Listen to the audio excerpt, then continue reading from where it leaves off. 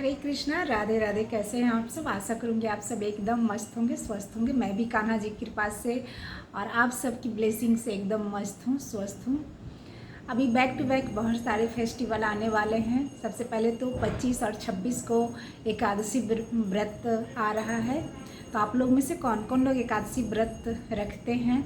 अगर नहीं रखते हैं तो मैं तो कहूँगी कि रखिए, क्योंकि एकादशी सारे व्रतों में सबसे उत्तम माना गया है एकादशी व्रत को। एक बार रख के देखिए आप, जो भी मतलब सच्चे अगर दिल से रखेंगे ना तो जो भी आपका विश होगा सारा पूरा होगा। और सबसे बड़ी बात है, विश पूरा होने से सबसे बड़ी बात है कि आपके अंदर मन में ना मतलब बहुत खुशी मिलती है। मतलब अंदर कोई नेगेटिव चीज़ बहुत कम आते हैं आपके अंदर। तो रखिए, मैं तो रखती हूँ। मैं तो कान्हा जी की कृपा से दोनों एकादशी, क्योंकि महीने में 2 एकादशी आता है, एक कृष्ण पक्ष की एक शुक्ल पक्ष की। तो मैं तो कान्हा जी के पास दोनों एकादशी का व्रत रखती हूँ। हाँ, बहुत लोग जैसे मेरे एज के लोग जो हैं वो बहुत मजाक भी उड़ाते हैं कि बुढ़िया हो गई है, अभी से एकादशी का व्रत रखती है। लेकिन उनको कौन समझाए? मैं तो समझाती भी नहीं हूँ कि भक्ति की कोई उम्र नहीं होती है, कोई एज सीमा नहीं निर्धारित किया गया है कि भक्ति कब और किस एज से करना ही ज़रूरी है। मुझे और आपको किसी को नहीं पता कि कब हमारी हम आखिरी सांस ले रहे हैं। आज हो सकता है कि अभी वीडियो बनाते बनाते ही मेरी कहानी ख़त्म हो जाए, तो फिर हम उस दिन का क्यों इंतज़ार करें कि 50+ या 60+ के हो जाएंगे तब हम भक्ति में आएंगे। क्योंकि देखिए, सारा कुछ जो भी हम मस्ती, जो कुछ भी हम करते हैं ना, वो सारा कुछ हमारा यही रह जाता है और ऊपर में बस हम भक्ति ही लेकर जाते हैं। तो सब जो चीज़ें हम लेकर हमें नहीं जानी उसके लिए हम इतना टाइम निकालते हैं, और जो चीज़ें हमें लेकर जानी है उसके लिए हम थोड़ा भी टाइम नहीं निकाल सकते हैं क्या? देखिए, मस्ती ज़रूरी है। मैं भी मस्ती करती हूँ, मैं भी पिकनिक पे जाती हूँ, बाहर खाने भी जाती हूँ, लंच डिनर मूवी भी देखने जाती हूँ, सब करती हूँ। लेकिन इसके साथ साथ भक्ति भी मैं करती हूँ। तो वैसे ही मैं भी कहना चाहूँगी कि 24 घंटा हमारे पास होता है, तो उसमें से कम 1 घंटा हम भक्ति के लिए निकाल सकते हैं। और इसमें कोई ये नहीं है कि बुढ़िया हो गई है, क्या कोई उम्र सीमा है। अगर कोई हंसता है तो उसको हंसने दीजिए, क्योंकि अभी वो भक्ति में नहीं आए हैं। जब एक बार भक्ति में आ जाएंगे ना, मैं तो सब कुछ करती हूँ। जो हंसते हैं ना उनको तो उतना इंजॉय भी वो नहीं करते हैं, बस घर में पड़े रहना, नॉनवेज खाना और खाना नॉनवेज और सोना, इसी को मतलब इस यहीं तक मतलब उनको है। मैं तो बाहर खाने पीने भी जाती हूँ, पिकनिक पे भी जाती हूँ, बाहर का मतलब दूर दूर का टूर भी बनाती हूँ। दूर दूर जहाँ कुछ ऐसे अच्छे अच्छे जगह जो देखने लायक, बच्चों के देखने लायक जो जगह थी वहाँ पे भी मैं जाती हूँ। मतलब मैं सब करती हूँ, लेकिन सब करने के बावजूद भी मुझे मतलब भक्ति में जो मतलब खुशी मिलती है ना, और किसी भी चीज़ में नहीं मिलती है। तो वो जो हंसते हैं, वो जो मजाक हमारा और आपका उड़ाते हैं ना, वो अभी भक्ति में नहीं आए हैं। जब एक बार आ जाएंगे तो उनको पता चल जाएगा ना कि भक्ति में कितनी खुशी मिलती है, तो फिर वो भी हमारा मजाक नहीं उड़ाएंगे। तो उनका काम है मजाक उड़ाना, लेकिन हमें और आपको समझना है कि हमें भक्ति में रहना चाहिए। सब करो, मस्ती करो, फैमिली के साथ भी टाइम दो, बनाओ, खाओ, घूमने जाओ, लेकिन थोड़ा टाइम भक्ति के लिए 24 घंटा में से 1 घंटा कम से कम भक्ति के लिए निकालो, क्योंकि यही हमारे और आपके साथ जाना है, बाकी सब कुछ यहीं पे रह जाना है। तो सबसे पहले तो एकादशी आ रहा है, उसके बाद चैत्र नवरात्रि आ रहा है। तो आप सब में कौन कौन लोग चैत्र नवरात्रि करते हो बताना ज़रूर। मैं तो करती थी, लेकिन इस बार पता नहीं, पिछले साल भी नहीं मैं कर पाई थी, क्योंकि मैं चैती छठ में करती हूँ। तो चैती छठ भी इसी में आता है, बीच में आ जाता है, तो मैं दोनों नहीं कर पाऊँगी। वैसे तो मैं पहला दिन और अष्टमी के दिन का रखती हूँ, और माता रानी का तो क्योंकि मेरे पास माता रानी है, उनकी प्रतिमा है, तो माता रानी का मैं 9 दिन पूजा जैसे मैं नवरात्रि में करती हूँ वैसे ही करती हूँ, लेकिन बस पाठ नहीं कर पाती हूँ। अब इस बार देखिए माता रानी की क्या कृपा है। अगर मैं छठ करूँगी तो नवरात्रि नहीं कर पाऊँगी, और अगर छठ में नहीं करूँगी तो नवरात्रि में करूँगी। तो उसके बाद फिर छठ आ रहा है। 1 अप्रैल से 30 से नवरात्रि शुरू हो रहा है, और 1 अप्रैल से छठ हमारा शुरू हो रहा है। 1 अप्रैल को नहाय खाए है, 2 को शायद खरना है, मैं कंफर्म हूँ, लेकिन फिर भी शायद बोल रही हूँ कि हो सकता है थोड़ा सा मैं वो रहती हूँ, जब तक मैं कर नहीं लेती हूँ तब तक मैं मतलब थोड़ा झिझक रहता है। 2 को खरना, और 3 मेरी जानकारी के अनुसार 3 को संध्या आर्घ्य और 4 को पारण है। और उसके बाद फिर रामनवमी आ रहा है। तो बहुत सारे पर्व फेस्टिवल आ रहे हैं। फेस्टिवल वगैरह जब आते हैं ना तो मैं बहुत ज़्यादा खुश होती हूँ। मतलब मेरा दिन भर एक जैसे घर में होता है ना कि माहौल भक्ति भक्ति का बना रहता है, पूजा पाठ करना है, भोग लगाना है, टाइम से सारा कुछ करना है।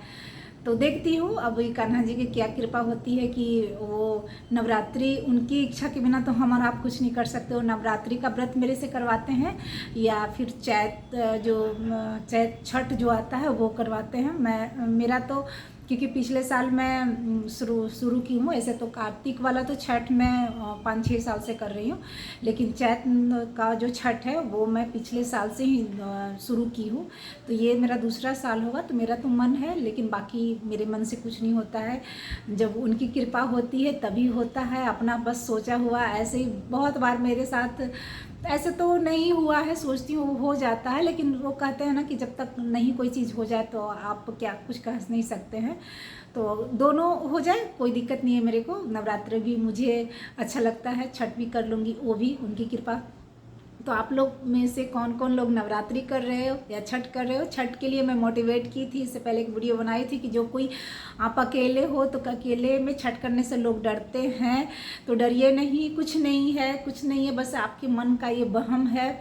आप शुरू कीजिए, क्योंकि देखिए छठ जो भी करती है ना, ऐसा नहीं है कि जो व्रत किए रहती हैं, क्योंकि देखिए हार्ड तो है, क्योंकि निर्जला रहना रहता है, 36 घंटा से ऊपर का हो जाता है। खरना के दिन भी सुबह से पानी वगैरह जो नहीं पीना, सबसे ज़्यादा पानी नहीं पीने वाला जो है ना, इसलिए ये ज़्यादा लग जाता है। खरना के दिन भी पानी नहीं पीना, कुछ खाना नहीं है। फिर शाम में उपवास रहने के बाद ना मीठा मीठा खीर का जो भोग लगता है ठाकुर जी को, वही भोग प्रसाद खाना रहता है। और एक ही बार जहाँ पे पूजा करते हैं वही खाना रहता है। तो वो खिलाता तो नहीं है, बस थोड़ा आदमी खा के पानी पीता है।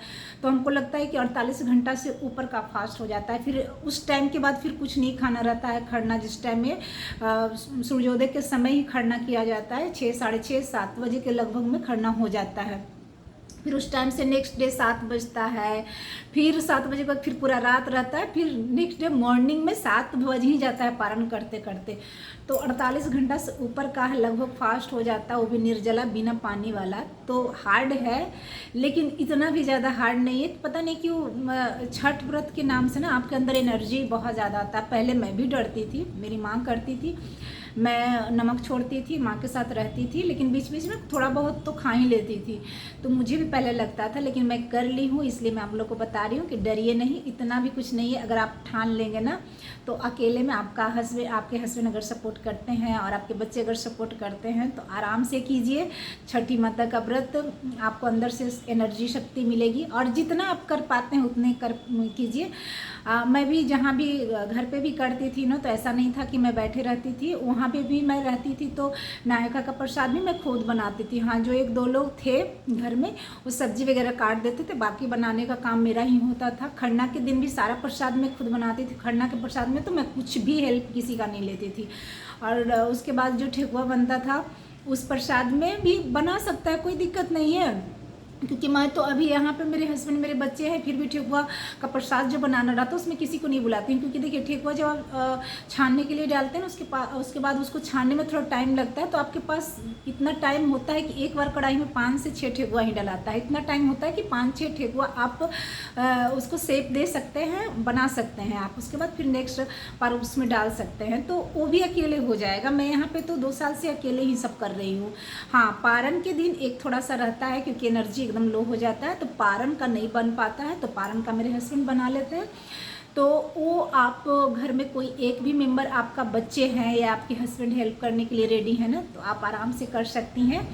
अगर आपका मन है तो इससे मत डरिए कि कोई हेल्प करने वाला नहीं है तो मैं कैसे छठ व्रत करूं। हाँ, मन नहीं है, आप सक्षम नहीं, आपका शरीर अलाउ नहीं कर रहा है तो वो अलग बात है। लेकिन ये नहीं कि कोई नहीं हेल्प करने वाला है। इसकी वजह से मैं बहुत सारे लोगों को देखते आ रही हूँ, सुनते आ रही हूँ, इसलिए मैं सोची कि मुझे ये वीडियो बनाकर डालना चाहिए कि इसके लिए आप एकदम से टेंशन नहीं लीजिए कि अकेले में कोई छठ व्रत नहीं कर सकता है। आप एकदम कर सकते हैं। नहाए खाए के दिन कोई प्रॉब्लम नहीं है, खरना के दिन भी कुछ प्रॉब्लम नहीं होता है, नेक्स्ट डे भी सुबह सुबह आपको शाम में रात में पानी वगैरह पी लेते हैं ना, थोड़ी एनर्जी रहती है। हाँ, शाम के अर्घ देने के बाद आने के बाद थोड़ी एनर्जी लो हो जाती है, तो फिर कुछ करना तो आपको रहता नहीं है, सिर्फ पारण का बनाना होता है। तो जितना आपका शरीर अलाउ करे उतना ही पारण का सामान बनाइए।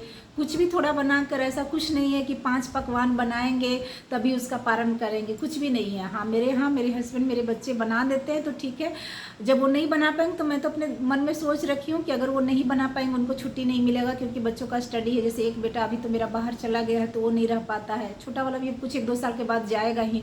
फिर मेरे हस्बैंड भी जॉब में है तो उनको भी टाइम शायद ना मिल पाए। तो मैं तो सोच के दिमाग में रखती हूँ कि कुछ भी नहीं तो चावल एक बना लूँगी, एक सब्जी बना लूँगी, पारण कर लूँगी। लेकिन करूँगी जब तक मेरा शरीर अलाउ करेगा, जब तक ठाकुर जी मेरे शरीर को और मेरी फैमिली को अच्छे से रखेंगे, मेरे बच्चे मेरे पति को, तो तब तक मैं करूँगी।